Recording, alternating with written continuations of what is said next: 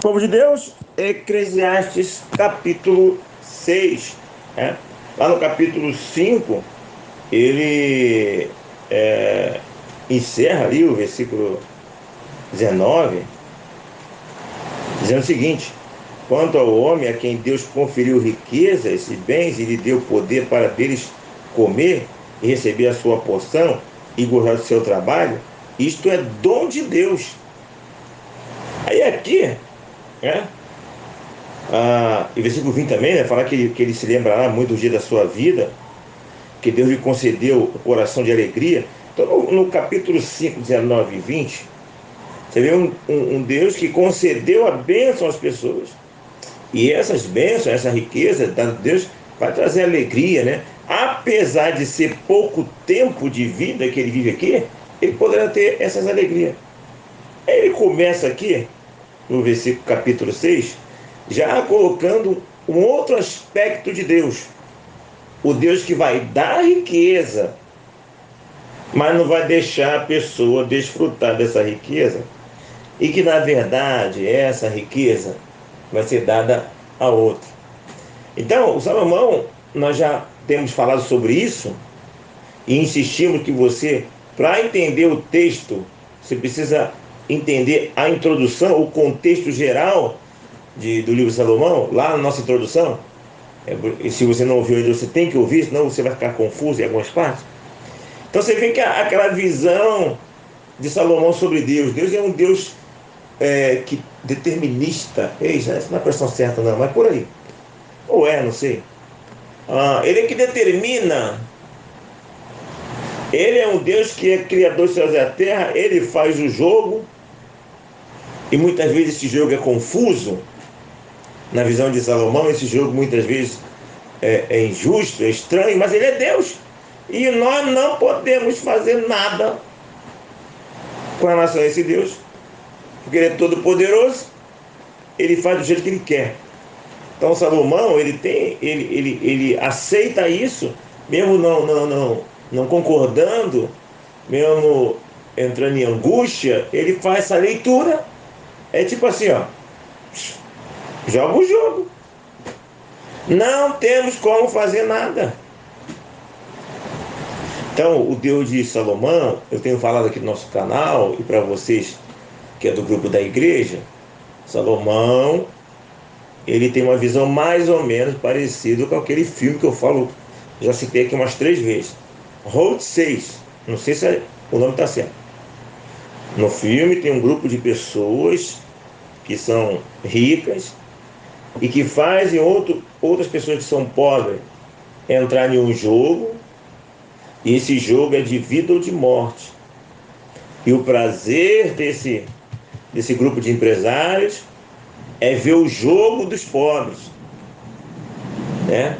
Eles jogam e as vidas deles estão correndo risco e só um vai sobreviver, o restante vai morrer. E o prazer desses empresários é ver essa angústia, esse jogo dos pobres ali jogando. Assim, mal comparando, o Salomão e muitas pessoas em todos os tempos, até os dias de hoje, tem essa visão de Deus, um Deus tirano que joga, que nós somos apenas as peças do tabuleiro, do jogo de dama, as peças do xadrez. É isso? Essa é a visão que as pessoas têm, e que Salomão, direto ou indiretamente, tinha essa visão, né? De uma maneira ou de outra tinha essa visão, e aí ele retrata isso. Então é um Deus que brinca com a criatura, que joga. Ser humano seria um brinquedo aí de Deus, que ele joga da maneira que ele quer jogar, né? Ele é o adulto, nós somos os brinquedos dele. Então, por que isso? Na introdução nós falamos sobre isso. Salomão tem um processo de depressão ali. Ele não consegue compreender alguns acontecimentos da vida. Ele buscou a resposta, ele se empreendeu em buscar a resposta, mas não encontrou a resposta da maneira que ele achava. Ok? Então aqui no começo, o Deus vai dar riqueza, mas também não vai deixar a pessoa sofrer essa riqueza. Então aí ele vai falar nos versículos 2, 3, deixa eu ver aqui, até o 4, deixa eu ver. Até o 5, 6, até o 6, de 1 ao 6, ele vai falar sobre esse acontecimento aí da pessoa que ganhou dinheiro, mas não usufruiu. Aí ele vai falar que é pior do que um aborto. É isso. Mesmo que a pessoa vivesse, porque ele fala de uma vida que é breve, fala assim, mesmo que a vida dele não fosse breve, poderia ter vivido até mais de 1000 anos. Pô, mas trabalhou, não desfrutou do benefício. Quem nasceu morto, quem é resultado de aborto é melhor do que isso aí. Pelo menos não viu dor nenhuma, não passou por dor nenhuma. Essa é a ideia dele, desse homem que está meio deprê aí, que depois vai sair dessa depressão. Versículo 7. Todo trabalho do homem é para a sua boca, e contudo nunca se satisfaz o seu apetite. Então, no pouco tempo que tem aqui, ele vai trabalhar, vai gerar. Se Deus vai deixar ele usufruir ou não do trabalho dele, no final, o Salomão vai falar, no final é vazio. Ele não vai se satisfazer plenamente. Porque essa é a ideia. Então, no versículo 8, não tem vantagem nenhuma sobre o sábio e sobre o tolo. Que vantagem tem? Que vantagem tem sobre o pobre que existe na terra? Porque no final vai dar vazio. Essa é a ideia. Você pode até conseguir a riqueza, mas no final é vazio, filho. Não vai preencher plenamente. 10. A tudo quanto há de vir, só se lhe deu o nome. Sabe-se o que é o homem e que não pode contender com quem é mais forte do que ele. Quem é mais forte do que ele? Deus. Ele mais uma vez repete o que eu já tinha falado lá no capítulo anterior. Deixa eu ver se está dizendo aqui alguma referência. Lá no Eclesiastes capítulo 1, 9, capítulo 3, 15. Então, o que há de vir também já foi. O que é já foi. O que há de vir também já foi. Ou seja, o mundo passa por uma regra constante estabelecida por Deus. Então o que está acontecendo hoje, essa realidade que você vê hoje, você pode olhar para o passado que é a mesma realidade. E quem estabeleceu isso? Deus. E você tem como se rebelar contra ele? Não, porque ele é Deus. Observe que Salomão, mesmo na sua depressão, na sua angústia, ele fala algumas coisas que na revelação geral nós percebemos que está errado. Ele está falando aquilo por causa do seu momento de depressão, mas algumas coisas que ele fala que é a pura verdade, porque Deus é Deus e ele estabelece da maneira que ele quer. A diferença de nós para Salomão é que ele está enxergando os atos de Deus de uma maneira e nós enxergamos de outra. E mesmo não tendo uma visão tão negativa quanto a do Salomão, nós precisamos pegar a parte positiva dele, que é aceitar esse Deus da forma que ele é. Só que ele tinha uma visão muito negativa. E graças a Deus, apesar de nós termos algumas dúvidas,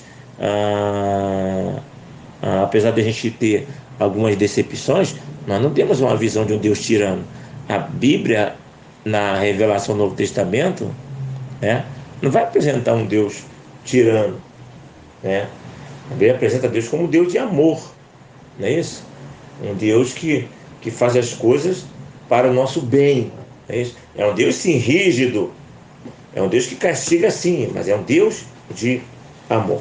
Salomão, ele vê esse Deus fazendo algumas coisas de ruim e todo o mal vem dele. O bem que aquele rico do versículo capítulo 5, 19 e 20 teve, é o bem que vem de Deus. E esse mal aqui, a partir do capítulo 6, que Deus deu riqueza, mas não deixou desfrutar, é tudo Deus. Lembrando que isso é uma cultura muito forte na cultura judaica.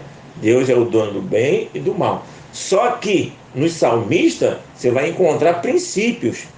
Então, quando alguém usufrui do mal, é porque ele plantou o mal. Entendeu?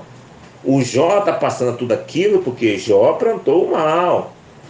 Já em Eclesiastes, o autor não faz uma correlação a pessoa passando pelo mal, pelo vazio, porque é fruto das atitudes dele. Não, é Deus que fez fim de papo. Não é resultado. Sim, tem resultado? Tem. Mas Deus faz as coisas sem necessitar que haja motivo para o ser humano. Ele estabelece fim de papo, ele é Deus. Então Salomão vai ter essa visão. Então tudo que há de vir já foi, ou seja, está tudo estabelecido, ok? Tudo estabelecido como Deus sempre fez. Bom, só encerrar aqui então com a leitura do versículo 11 até o versículo 11 e versículo 12. É certo que há muitas coisas que só aumentam a vaidade, mas que proveito isto ao homem? É uma pergunta. Pois quem sabe o que é bom para o homem durante os poucos dias da sua vida de vaidade, ou quais gastam como sombra? Quem pode declarar ao homem o que será depois dele debaixo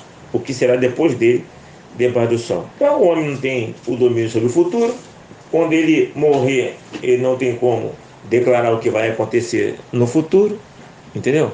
O mundo é isso mesmo. E Salomão, se já tivesse esse ditado, ele falaria: aceita que dói menos. Então, o Salomão vai continuar aí nessas narrativas. Nós percebemos o Salomão ainda com as suas crises de depressão, ainda fazendo leitura de um mundo caótico e que as suas inquietações não têm resposta satisfatória. Ele que já provou de tudo, ele que já tem tudo, e agora se encontra nesse período de grande vazio, onde ele percebe que tudo que conquistou e provou não lhe trouxe satisfação plena, ok? Isso nós temos aprendido na introdução e nos capítulos, e nós já temos aprendido também que depois, lá na frente, ele vai encerrar com uma visão bem diferente dessa inicial. Aqui, Pastor Renê, pense em todas essas coisas e que Deus nos abençoe.